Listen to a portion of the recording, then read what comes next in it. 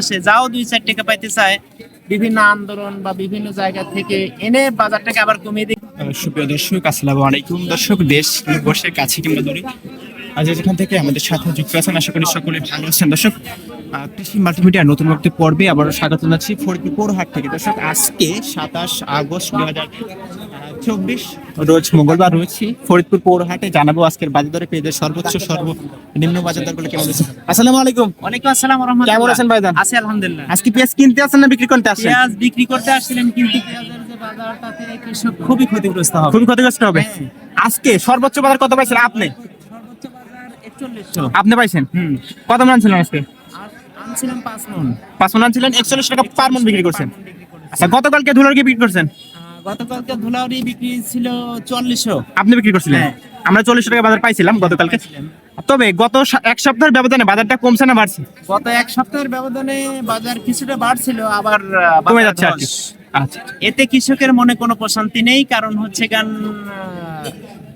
পেঁয়াজে যে ততটা ফলন তাও নেই, যা সর্বোচ্চ ফলন কাঁচা ভেজে আমরা 40 মণ করে পেয়েছি। তো পার মনে অলরেডি 2,500 থেকে 3,000 টাকা খরচই খরচে পড়ে পড়ে গেছে। গেছে। সার্বিক সার ফাস বিভিন্ন বিষয় মিলিয়ে। তারপরে এখন আবার 10 কেজি পর্যন্ত কমে গেছে 10 প্রতি কেজি মনের উপর। পার মনে 10 কেজি না, 12 থেকে 14 কেজি কমে 12 থেকে গেছে। 14 কেজি কমে গেছে। এটা তো আর অনেক সেক্ষেত্রে চারের উপরে দামই পড়তেছে আর কি।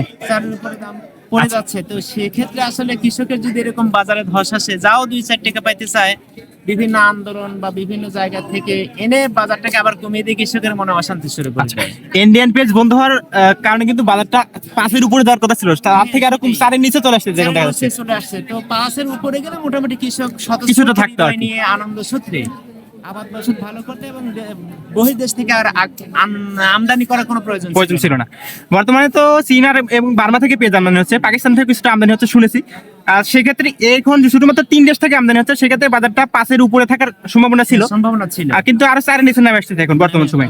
আচ্ছা, আপনি এই বছর চাষ করছেন কত ভাই? চাষ করেছিলাম পেঁয়াজ রসুন দিয়ে আমার 27 বিঘা ছিল। 27 বিঘা। 27 বিঘা। আচ্ছা, অনেকটাই।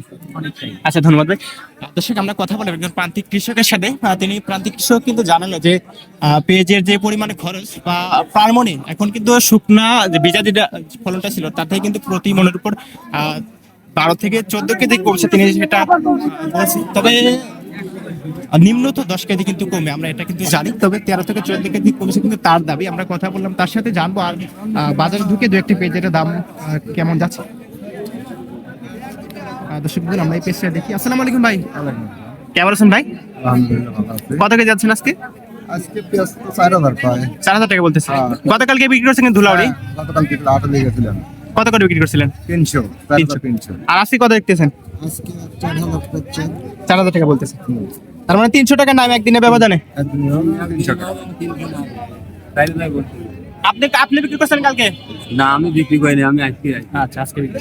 আচ্ছা, ভাইয়ের সাথে তো দর্শক বন্ধুরা, আমরা এখানে আরেকটা পেঁয়াজ দেখি আর কি। এটা কিন্তু ওটা সেম কোয়ালিটি। এটার দাম কত বলছেন আজকে?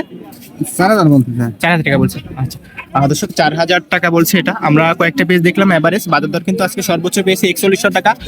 যেটা প্রথমে যে কৃষক ভাই জানালো যে বাজারের সর্বোচ্চ পেঁয়াজের সর্বোচ্চ বাজার দর 4100 টাকা রয়েছে। ধন্যবাদ সকলকে। আসসালামু আলাইকুম, আল্লাহ হাফেজ।